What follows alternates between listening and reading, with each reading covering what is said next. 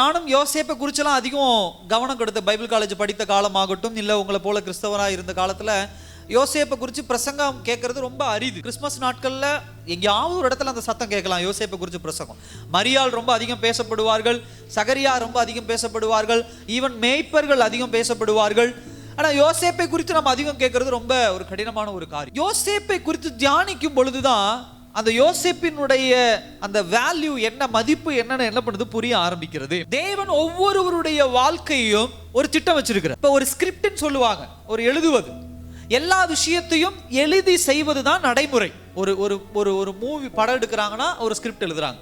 ஒரு வீட்டுக்கு நீங்கள் பொருள் வாங்குறீங்கன்னா எழுதுறீங்க, கொத்தமல்லி 1/2 கிலோ, அரிசி 1-2 கிலோ, சக்கரை 2 எழுதி செய்யும். அப்போ ஒரு திட்டம் இருக்கு அப்படின்னா அதுல ஒரு ஸ்கிரிப்ட் இருக்கு, ஒரு எழுதுறது இருக்கு, ஒரு பேப்பர் வச்சு எழுதி இருக்கிறார் ஆண்டவர். ஒவ்வொருவருடைய வாழ்க்கையிலும் தேவன் திட்டத்தை ஒரு ஸ்கிரிப்ட் வச்சிருக்கிறார் ஆண்டவர், ஒரு பேப்பரில் எழுதி வச்சிருக்கிறார்.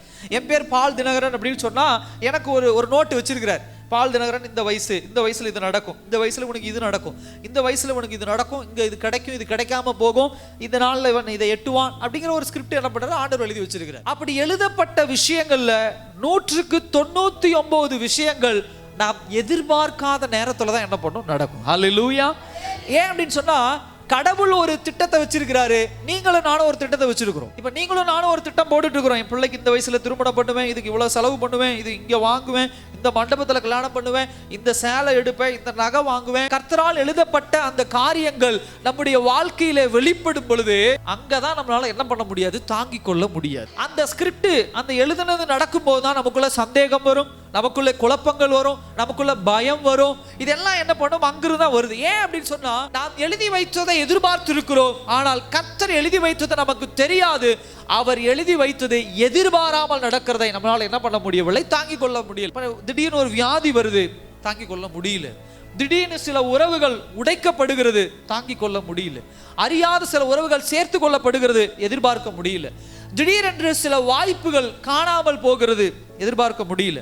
திடீரென்று மிகப்பெரிய பாரங்கள் நம் தலைமையில் சுமத்தப்படுகிறது. இன்னைக்கு நைட்டு வரைக்கும் நல்லா இருக்கும், காலையில் எந்திரிச்சோன்னே ஒரு பாரம் சுமத்தப்படுகிறது, அதை நம்மளால என்ன பண்ண முடியல, கேட்க முடியல. அது மாதிரி இப்படிப்பட்ட காரியங்கள் நடக்கும்போது நம்முடைய வாயிலிருந்து புறப்படுகிற முதல் வார்த்தை, ஏன் எனக்கு இப்படி நடக்குது.